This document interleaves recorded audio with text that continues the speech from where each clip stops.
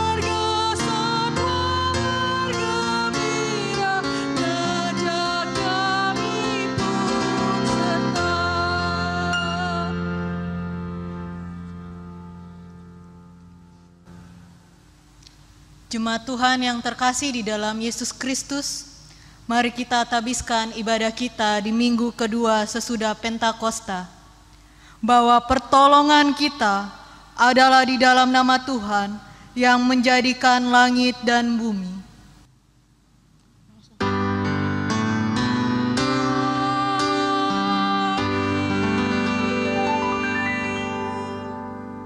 Nats pembimbing kita di pagi hari ini terambil dari Amsal pasalnya yang ketiga, ayatnya yang kelima. Firman Tuhan berkata demikian, percayalah kepada Tuhan dengan segenap hatimu dan janganlah bersandar kepada pengertianmu sendiri.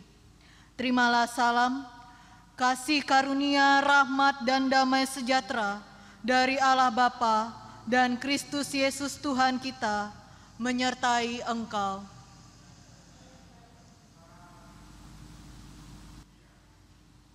Dan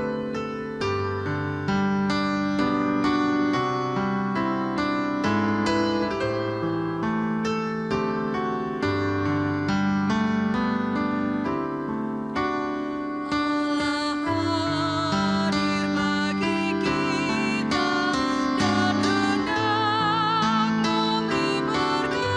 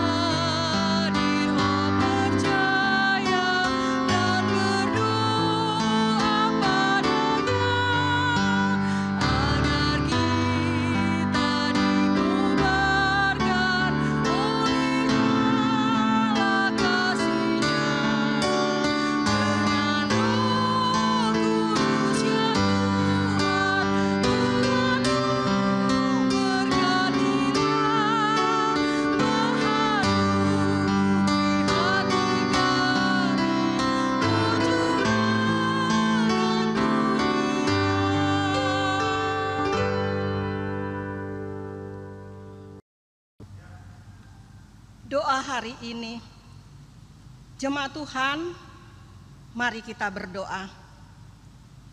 Ya Bapa Maha Kuasa, kami bersyukur atas pertolongan dan berkat-Mu yang kami terima dalam kehidupan selama sepekan yang lalu. Layakkan kami dan berkenanlah atas ibadah, sembah sujud dan pujian yang kami panjatkan kepadamu. Ya Tuhan yang penuh kasih, dalam kelemahan kami, inilah pengakuan kami kepadamu.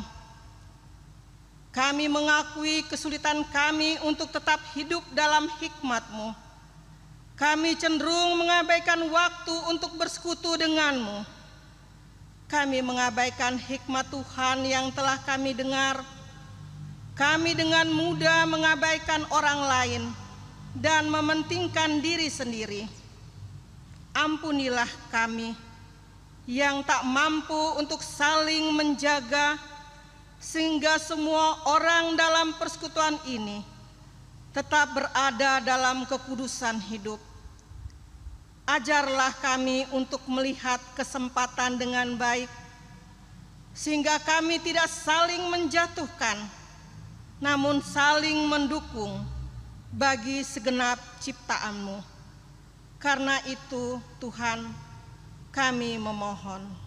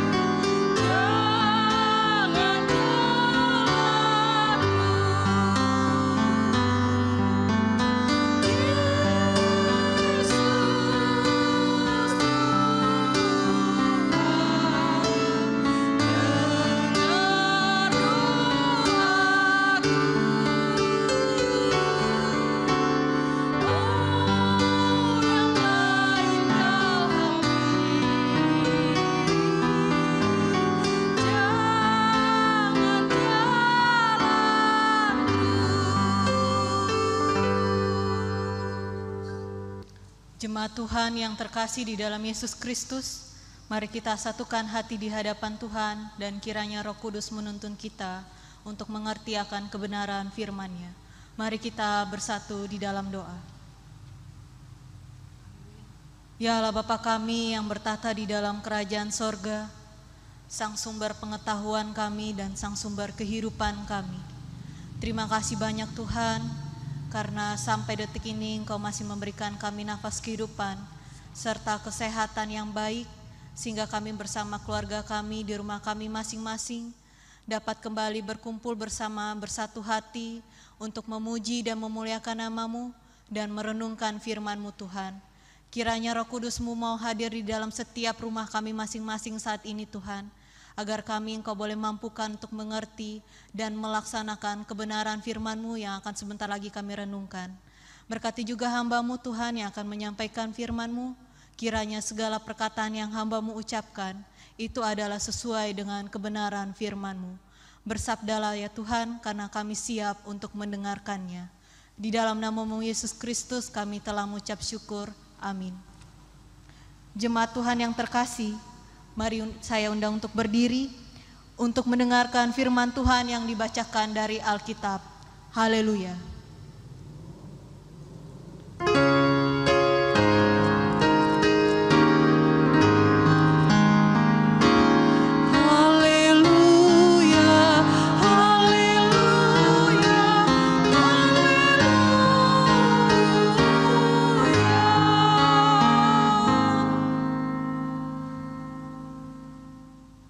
Pembacaan Alkitab hari ini dibacakan dari kitab Kejadian 31 ayat 43 sampai dengan ayat yang ke-50 yang menyatakan, lalu Laban menjawab Yakub, perempuan-perempuan ini anakku, dan anak-anak lelaki ini cucu-cucuku, dan ternak ini ternakku.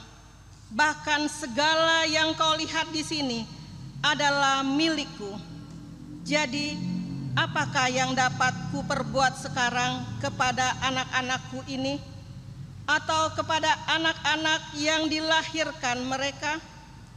Maka sekarang, marilah kita mengingat perjanjian, aku dan engkau, supaya itu menjadi kesaksian antara aku dan engkau. Kemudian Yakub mengambil sebuah batu dan didirikannya menjaga di tugu. Selanjutnya berkatalah Yakub kepada sanak saudaranya, kumpulkanlah batu.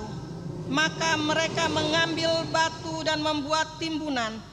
Lalu makanlah mereka di sana, di dekat timbunan itu. Laban menamai timbunan batu itu Yegar Sahaduta, tetapi Yakub menamainya Galet. Lalu kata Laban, timbunan batu inilah pada hari ini menjadi kesaksian antara aku dan engkau. Itulah sebabnya timbunan itu dinamainya Galet. Dan juga Mispa, sebab katanya, Tuhan kiranya berjaga-jaga antara aku dan engkau apabila kita berjauhan. Jika engkau mengabaikan anak-anakku, dan jika engkau mengambil istri lain di samping anak-anakku itu, ingatlah, walaupun tidak ada orang dekat kita, Allah juga yang menjadi saksi antara aku dan engkau. Demikianlah pembacaan Alkitab. Hendaklah firman Tuhan diam dengan segala kekayaannya di antara kamu, dan ucaplah syukur kepada Allah.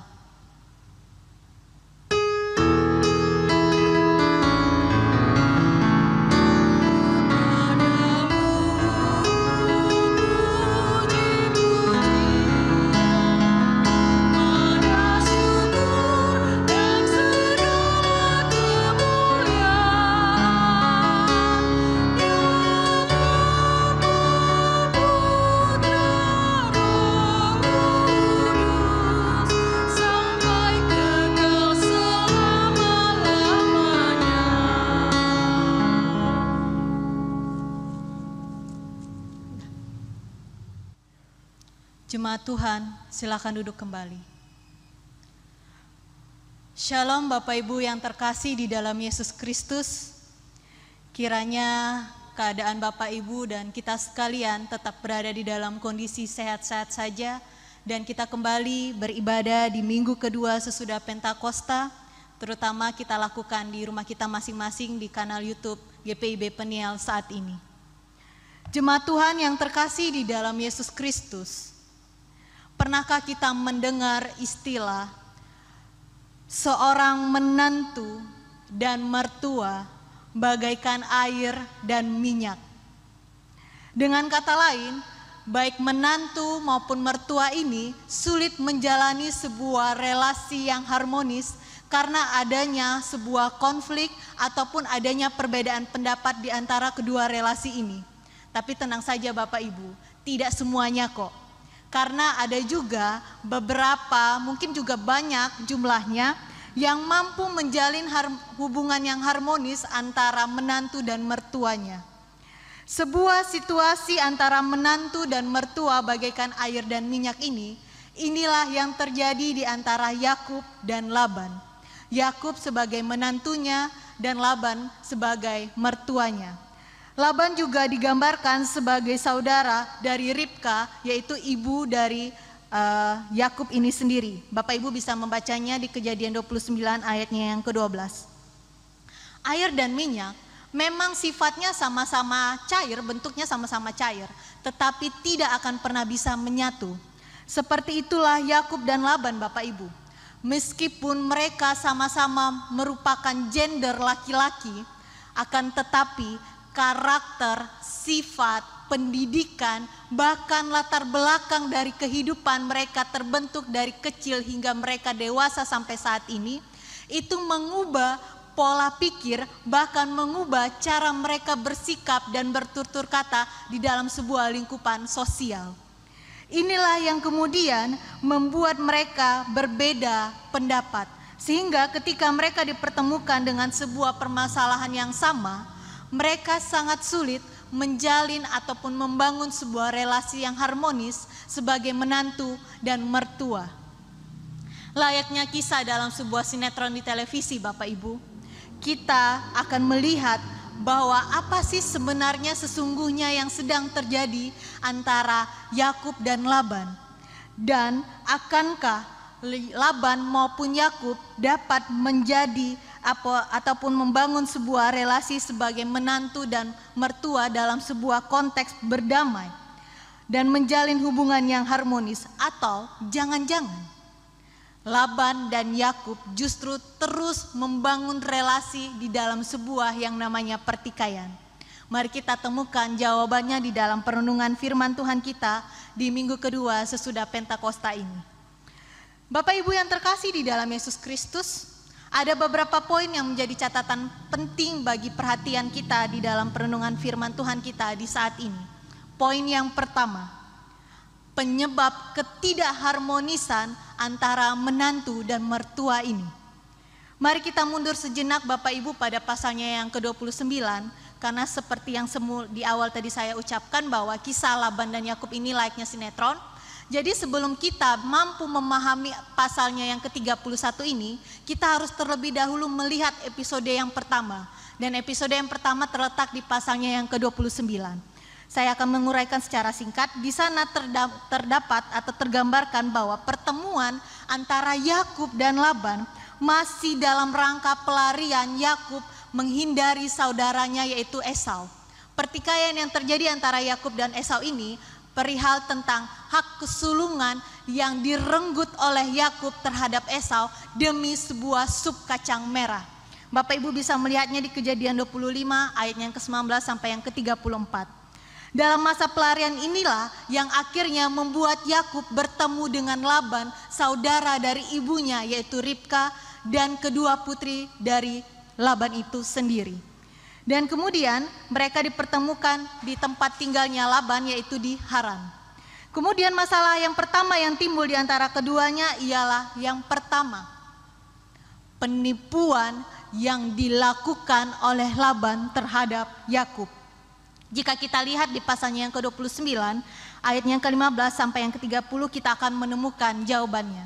Kita maju sejenak di ayatnya yang ke-16 sampai yang ke-18. Di sana dikatakan tergambarkan bahwa Laban memiliki 2 orang putri. Putri yang pertama adalah bernama Lea. Akan tetapi Lea digambarkan sebagai pribadi, sebagai seorang anak perempuan yang matanya tidak memancarkan kebenaran. Atau singkatnya adalah tidak mampu mengaitkan atau tidak mampu membuat seorang Yakub jatuh cinta pada seorang Lea. Anaknya yang kedua, perempuan bernama Rahel. Digambarkan di situ Bapak Ibu, Rahel memiliki paras yang begitu cantik sehingga mampu membuat Yakub jatuh cinta terhadap dirinya. Seperti istilah pada masa sekarang adalah cinta itu buta. Cinta itu buta lah ya yang terjadi pada Yakub, sehingga membuat Yakub mampu merelakan atau rela melakukan apapun demi mendapatkan Rahel. Ia rela bekerja selama 7 tahun lamanya bekerja kepada Laban. Bapak Ibu bisa lihatnya di ayatnya yang ke-19, singkat cerita adalah Laban menyetujui permintaan dari Yakub ini. Disinilah penyebab pertama ketidakharmonisan antara Yakub dan Laban ini Bapak Ibu. Dimulai ketika, mari kita perhatikan bersama-sama, ketika Laban sesungguhnya tidak benar-benar berniat untuk menipu Yakub.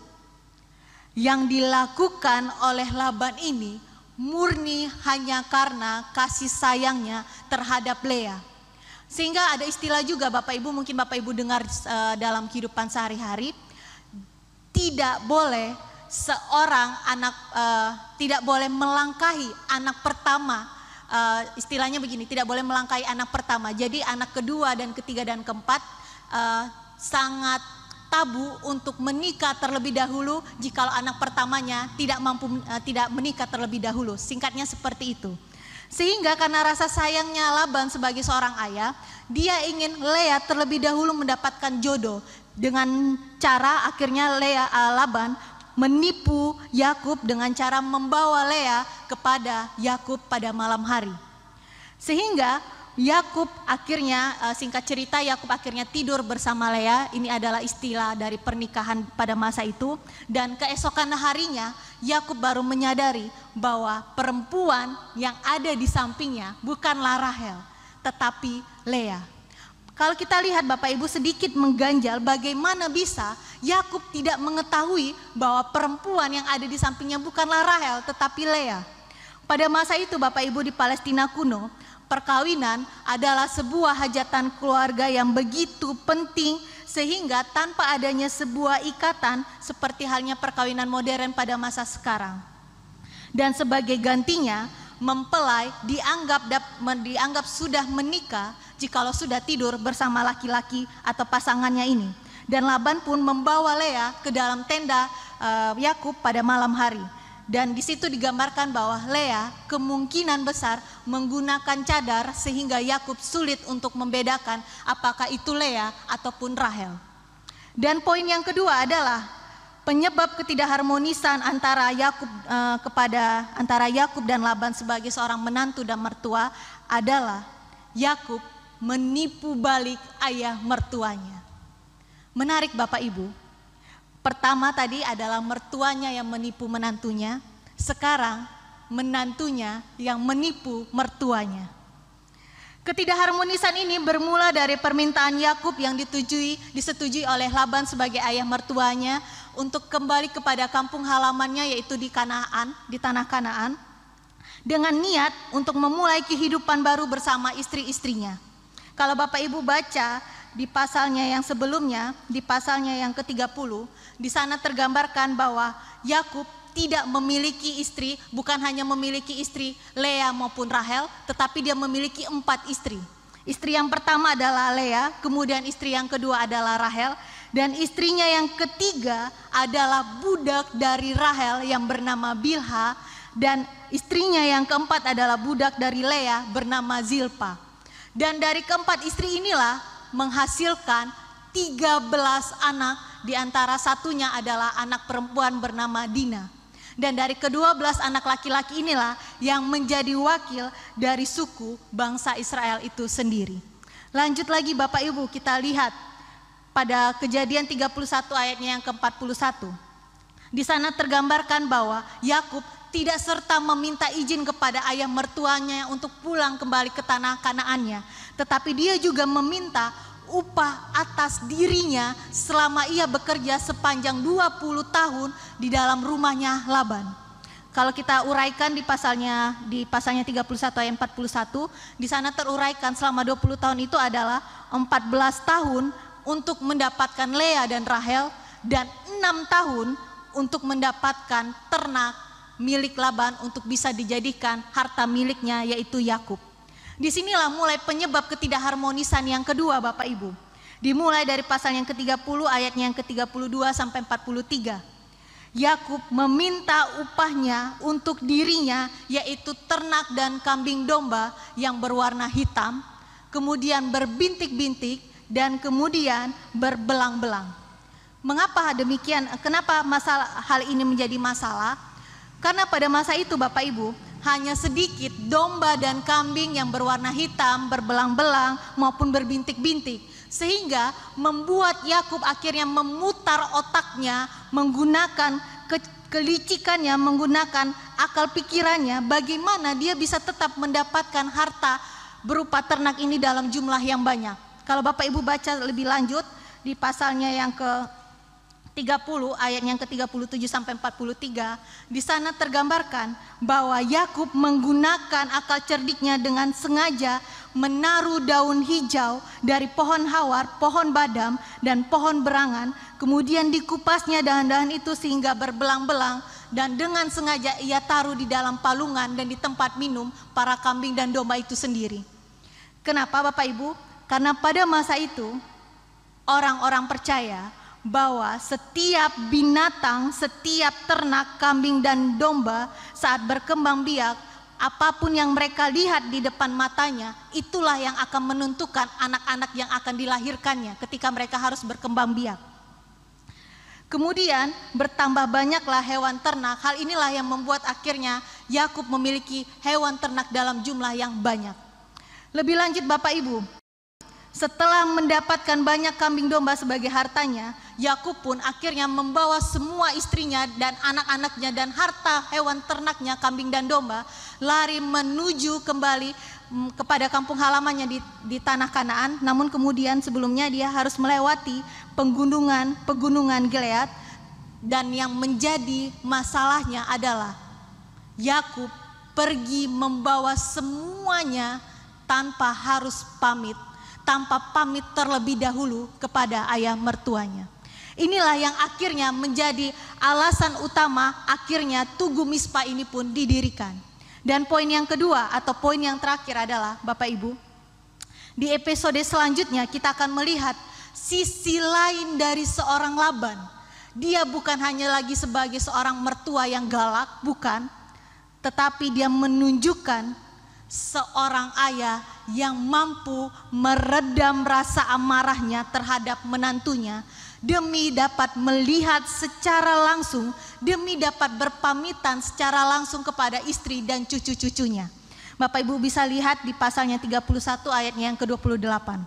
Dan rasa amarah inilah yang dapat diredam oleh Laban juga dikarenakan Allah sudah terlebih dahulu menghampiri di dalam mimpinya Laban. Kita lihat di ayat yang ke-24. Allah mengatakan kepada Laban, jagalah baik-baik supaya engkau jangan mengatai Yakub dengan sepatah kata pun. Di sini kita juga bisa melihat Bapak Ibu, bahwa sekalipun Yakub berada di dalam posisi pelariannya, tetapi penyertaan Allah tidak berkesudahan atas Yakub. Kemudian pada ayatnya yang ke-31, Yakub menjelaskan bahwa mengapa ia memilih pergi secara diam-diam dari Laban ayah mertuanya. Yakni Yakub takut bahwa jika ia berpamitan secara langsung kepada Laban, Laban akan memaksa dirinya untuk meninggalkan istri-istrinya dan anak-anaknya untuk tetap berdiam bersama Laban. Inilah yang membuat akhirnya Yakub memutuskan untuk pergi tanpa berpamitan terlebih dahulu kepada ayah mertuanya. Singkat cerita Bapak Ibu, di episode terakhirnya inilah Tugu Mispa pun akhirnya didirikan sebagai bentuk perjanjian damai antara Laban dan Yakub sebagai menantunya. Dan perjanjian ini kalau kita lihat di ayatnya yang ke-47, Laban sendiri memiliki istilah terhadap Tugu Mispa ini yaitu Yegar Sahaduta, sedangkan Yakub menyebut tugu itu dengan istilah Galet dan Mispa. Yegar dan Sahaduta dan Galet ini sendiri terjemahan dari bahasa Ibrani berarti timbunan batu untuk mengingatkan kita, sedangkan Mispa berarti tempat mengawasi. Dan terakhir, jika kita tarik ke dalam kehidupan sehari-hari kita Bapak Ibu, sebenarnya Tugu di Mispa ini merupakan bentuk dari perjanjian hitam di atas putih yang kita lakukan di masa sekarang. Akan tetapi bedanya adalah Allah lah yang menjadi saksi secara langsung terhadap perjanjian damai antara Yakub dan Laban ini sendiri. Dan pada ayatnya yang ke-50, Laban menutup kisah ini dengan meminta Yakub sebagai ayah mertuanya agar Yakub berjanji untuk tidak lagi menikahi wanita lain selain keempat istrinya ini dan menjaga serta melindungi cucu-cucunya. Demikianlah Bapak Ibu yang terkasih firman Tuhan yang ditafsirkan untuk kita bersama. Kemudian ada satu poin saja yang dapat kita tarik dalam kehidupan kita sehari-hari, yang dapat kita jadikan pegangan dalam kehidupan kita sehari-hari. Poinnya adalah dari kisah Laban dan Yakub ini mengajarkan kepada kita sekalian bahwa untuk bisa sampai pada kata berdamai, semuanya harus dimulai dari diri sendiri. Diri sendirilah yang harus bersedia berbesar hati, membuka tangan selebar-lebarnya untuk memberi maaf terhadap orang lain yang kita anggap sebagai musuh, dan menjadikan lawan kita sebagai saudara kita di dalam Kristus. Dan percayalah Bapak Ibu, hanya sedikit saja manusia di dunia ini yang menolak untuk hidup di dalam perdamaian. Bahwasanya sebabnya berkat Tuhan hanya akan dapat tercurah bagi orang-orang yang hanya mencintai yang namanya kata damai daripada permusuhan. Berkat Tuhan hanya tercurah bagi orang-orang yang mau bersedia mengampuni sesamanya terlebih dahulu, seperti Bapa yang bersedia mengampuni manusia yang penuh dengan keberdosaan. Seperti yang dikatakan dalam surat Petrus yang pertama, mari kita buka. Surat Petrus yang pertama pasal yang ketiga ayat ke-9, di sana dikatakan, janganlah membalas kejahatan dengan kejahatan atau caci maki dengan caci maki, tetapi sebaliknya, hendaklah kamu memberkati, karena untuk itulah kamu dipanggil, yaitu untuk memperoleh berkat. Dengan demikian Bapak Ibu, seperti yang sudah ditunjukkan secara langsung oleh Yakub dan Laban, terkhususnya Laban, jikalau awalnya Laban mengawali ketidakharmonisan sebagai seorang mertua dan menantu, Laban sendirilah yang akhirnya mengawali terlebih dahulu perdamaian antara dirinya dan menantunya. Ini bisa dilihat di ayat yang ke-44. Di sana Laban mengucapkan, marilah kita mengikat perjanjian antara aku dan engkau menantuku, supaya itu menjadi kesaksian antara aku dan engkau. Kalimat ini menunjukkan Laban sebagai suami, Laban tidak lagi menganggap Yakub sebagai lawannya, tetapi menganggap Yakub sebagai anaknya, sebagai menantunya yang harus menjaga dan melindungi anak serta cucu-cucunya. Dan niat baik dari Laban ini pun membuahkan hasil, dan Yakub menyambut dengan baik perdamaian yang diajukan oleh Laban, ayah mertuanya. Sehingga Bapak Ibu yang terkasih, poin yang terakhir, firman Tuhan ingin mengajak kita, sekalipun saat ini kita berada di situasi COVID-19 yang tidak akan memungkinkan kita untuk menyapa secara langsung, ataupun mungkin karena jarak yang jauh tidak akan memungkinkan. Sehingga baiklah kita setelah dari ibadah ini menelepon ataupun me-WhatsApp ataupun menulis surat sekalipun kepada orang-orang yang masih kita anggap sebagai lawan kita. Percayalah Bapak Ibu, setiap orang yang mau bersedia meminta maaf terlebih dahulu, dia bukanlah orang yang kalah, tetapi orang yang bersedia membuka pintu hatinya, membuka dirinya terlebih dahulu, meminta maaf dan memaafkan orang lain, adalah orang-orang yang akan selalu dimenangkan dan orang-orang yang akan selalu ditinggikan di dalam Kristus. Dan percayalah Bapak Ibu, berkat dari Tuhan tidak akan berkesudahan bagi orang-orang yang lebih mencintai perdamaian daripada permusuhan. Kiranya Tuhan Yesus Kristus senantiasa memberkati kehidupan Bapak Ibu sekalian, dan mulailah berdamai dengan saudaramu, siapapun yang kau anggap sebagai lawan, mulai hari ini, esok, sampai dengan waktunya kita habis di dunia ini. Tuhan Yesus memberkati kita sekalian. Amin.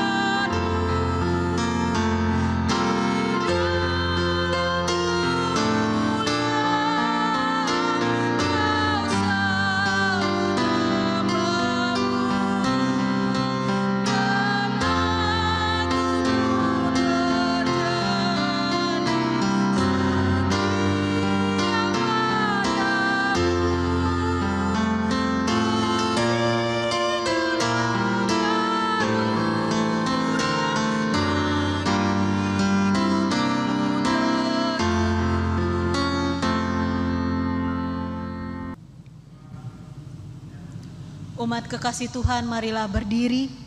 Bersama kesatuan gereja di segala waktu dan tempat, mari kita ikrarkan pengakuan percaya kita dengan sikap yang sempurna, dan marilah mulut kita berkata, Aku percaya kepada Allah, Bapa yang Maha Kuasa, Khalik langit dan bumi, dan kepada Yesus Kristus, anaknya yang tunggal Tuhan kita, yang dikandung daripada Roh Kudus, lahir dari anak darah Maria, yang menderita di bawah pemerintahan Pontius Pilatus, disalibkan, mati dan dikuburkan, turun dalam kerajaan maut, pada hari yang ketiga, bangkit pula dari antara orang mati, naik ke sorga, duduk di sebelah kanan Allah, Bapa yang Maha Kuasa, dan akan datang dari sana untuk menghakimi orang yang hidup dan yang mati. Aku percaya kepada Roh Kudus, gereja yang kudus dan am, persekutuan orang kudus, pengampunan dosa, kebangkitan daging, dan hidup yang kekal. Silakan duduk kembali. Bapak Ibu yang terkasih di dalam Yesus Kristus, mari kita satukan hati di hadapan Tuhan. Kita akan masuk di dalam doa syafaat. Mari kita bersatu di dalam doa. Ya Bapa kami, yang kami sembah dan yang kami puji di sepanjang kehidupan kami.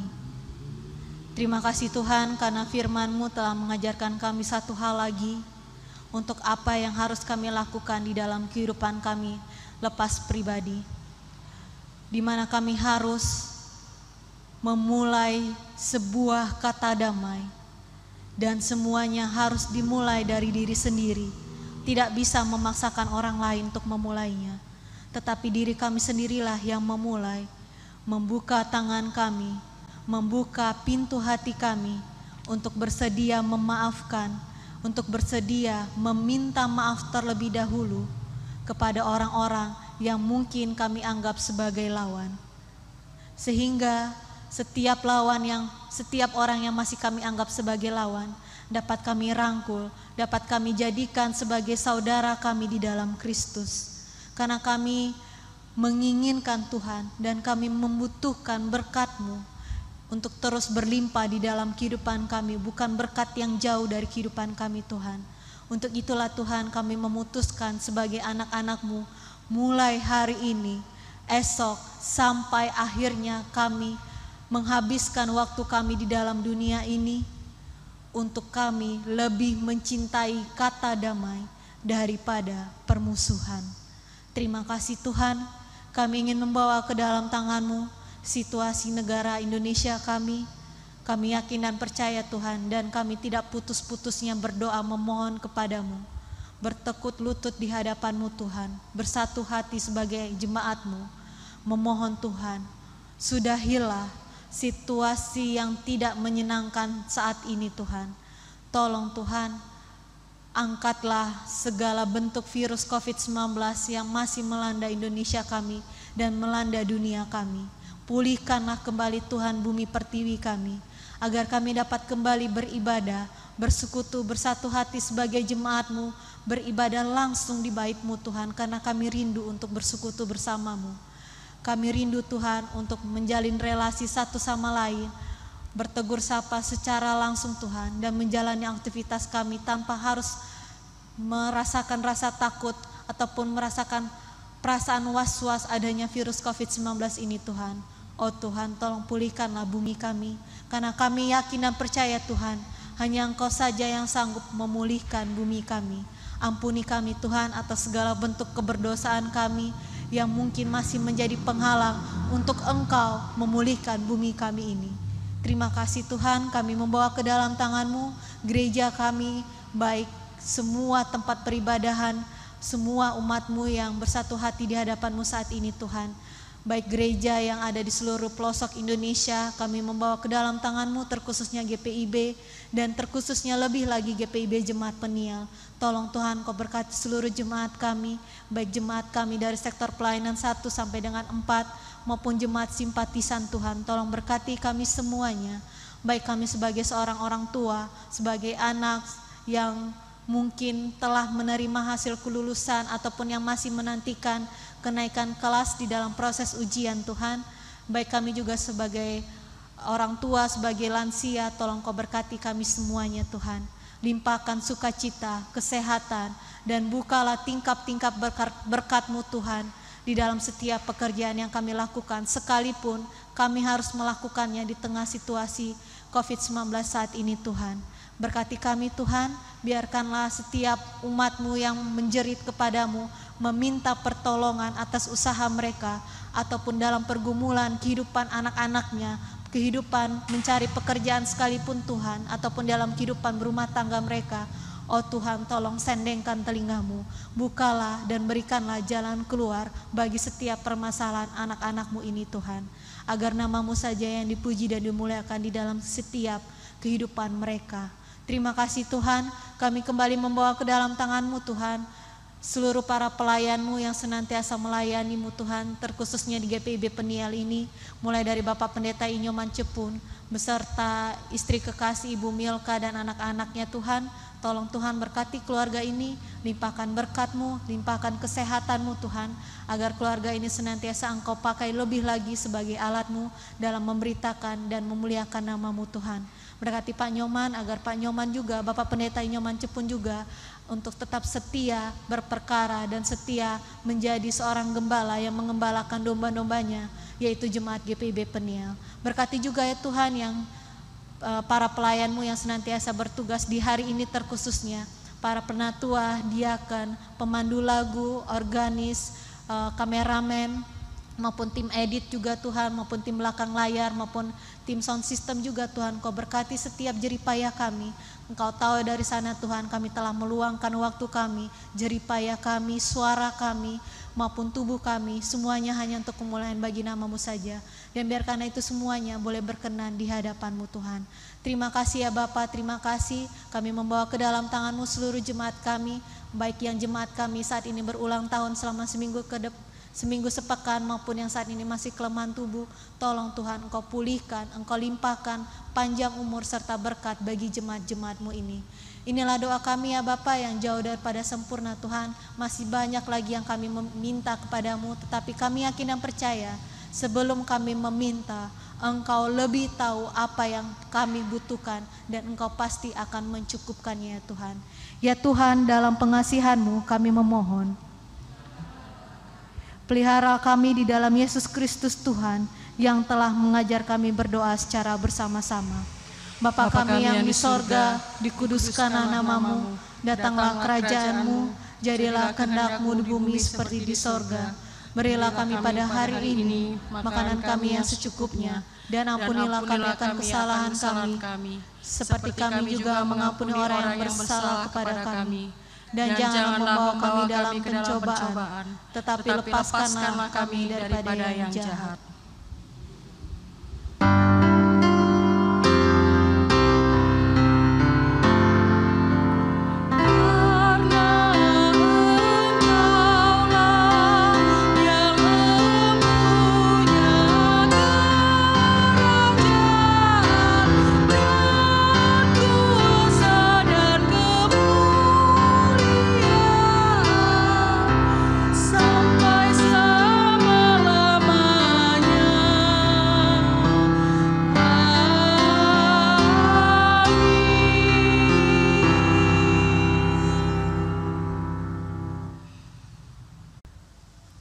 Jemaat yang dikasihi Tuhan Yesus Kristus, marilah kita memberi persembahan kepada Tuhan dengan hati, mulut, dan tangan kita, sambil mengingat pesan Alkitab dari Roma pasal 12 ayat 1. Karena itu saudara-saudara, demi kemurahan Allah, aku menasihatkan kamu supaya kamu mempersembahkan tubuhmu sebagai persembahan yang hidup, yang kudus, dan yang berkenan kepada Allah. Itu adalah ibadahmu yang sejati. Demikianlah firman Tuhan. Tuhan memberkati saudara dan persembahan saudara. Sambil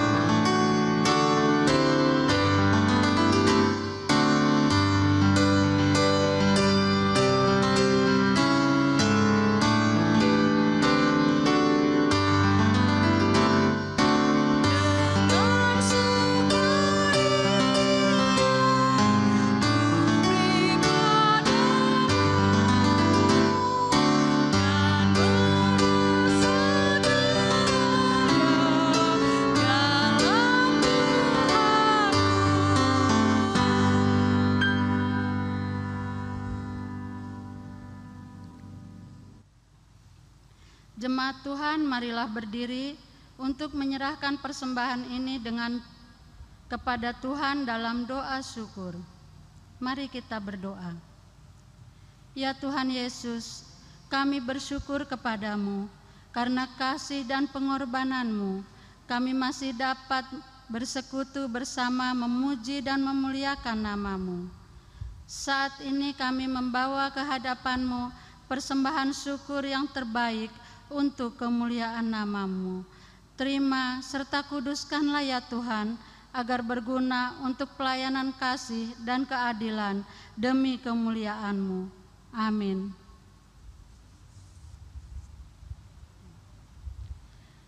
Segenap presbiter yang bertugas mengucapkan terima kasih kepada seluruh warga jemaat yang telah mengikuti rangkaian ibadah hari Minggu 2 sesudah Pentakosta 14 Juni 2020 di rumah masing-masing. Kami akan membacakan ringkasan warta jemaat dalam sepekan ini yang antara lain: berita duka cita. Segenap majelis dan jemaat GPIB Penil Palembang turut berbela sungkawa atas berpulangnya ke pangkuan Bapa di sorga. 1. Ibu Minse Tawaang, almarhumah adalah adik dari Bapak Noh Tawaang, jemaat sektor 1 di Manado. 2. Ibu Nilawati, pada hari Minggu 24 Mei 2020, almarhumah adalah istri dari Bapak Jemi Lewol, jemaat sektor 4, usia 59 tahun, telah dimakamkan di TPU Kandang Kawat. 3. Bapak AE Suprapto DS, jemaat sektor 1, pada usia 81 tahun, pada hari Sabtu 30 Mei 2020, telah dimakamkan pada hari Sabtu 30 Mei 2020. Kiranya Tuhan Yesus senantiasa memberikan penghiburan yang sejati bagi keluarga yang ditinggalkan. Ucapan terima kasih. Majelis Jemaat GPIB Penil Palembang menyampaikan ucapan terima kasih kepada adik Mikael PBC sektor 2 atas sumbangannya beras 5 sak. Doa kami kiranya Tuhan Yesus Kristus yang adalah kepala gereja senantiasa memberkati adik Mikael PBC bersama dengan keluarga. Ralat warta. Pada warta jemaat edisi 22 tanggal 31 Mei 2020, pada bagian warta keuangan, khususnya laporan kas jemaat, di item persembahan melalui transfer ke rekening Mandiri Pusri, tertulis persembahan ibadah hari Minggu keluarga Asher Paulus, seharusnya persepuluhan keluarga Asher Paulus sebesar Rp1.500.000. Demikian untuk diketahui. Ulang tahun. Majelis Jemaat GPIB Penil Palembang mengucapkan selamat ulang tahun dan selamat berbahagia kepada warga jemaat yang berulang tahun dalam pekan ini. Tuhan memberkati dan menyempurnakan kebahagiaan Bapak, Ibu, Saudara-saudari. Persembahan. Bagi Bapak, Ibu yang sudah memberikan persembahan, maka persembahan yang telah dikumpulkan dapat diantar langsung ke kantor majelis jemaat atau melalui nomor rekening GPIB Penil Palembang. Ibadah selanjutnya tetap dilakukan di rumah masing-masing.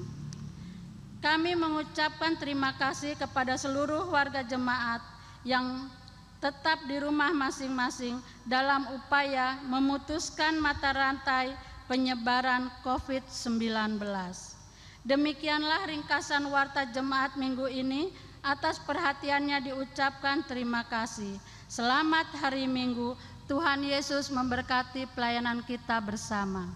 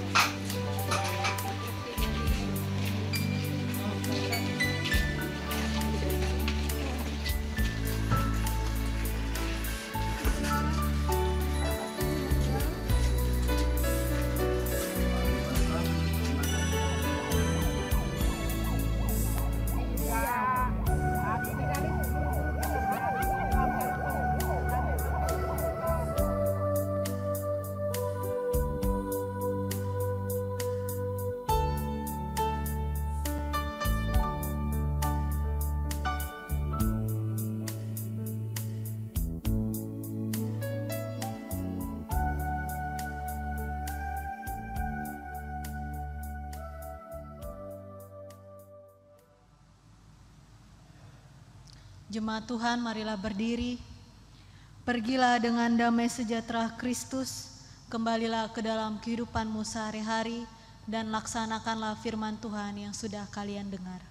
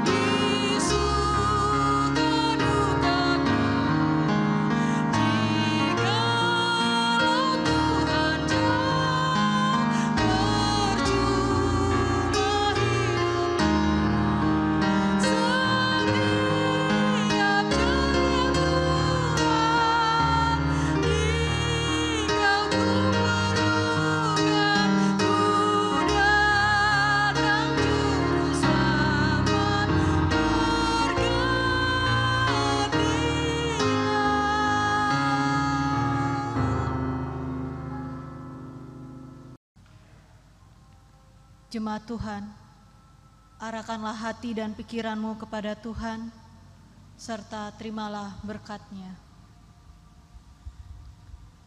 Tuhan memberkati engkau dan melindungi engkau. Tuhan menyinari engkau dengan wajah-Nya dan memberi engkau kasih karunia. Tuhan menghadapkan wajah-Nya kepadamu dan memberi engkau damai sejahtera.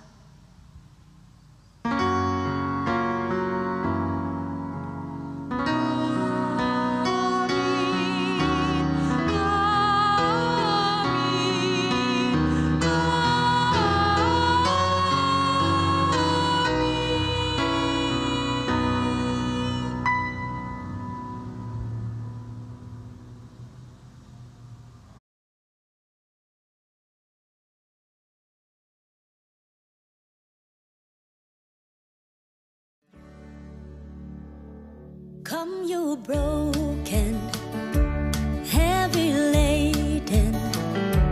Come, you helpless. Come, you in despair. Come, be blessed. Come, be saved. Come, believe. Come, receive the goodness of God's grace.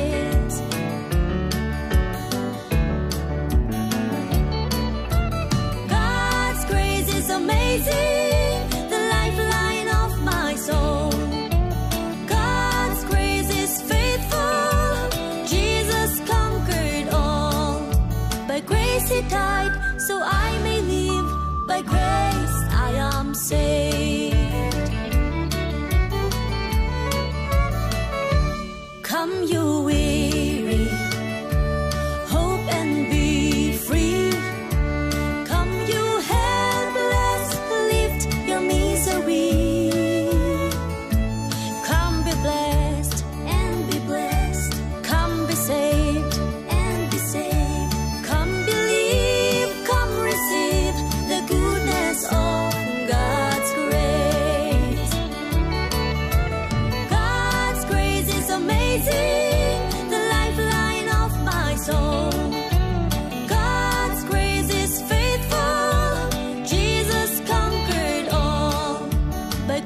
Died, so I may live. By grace I am saved.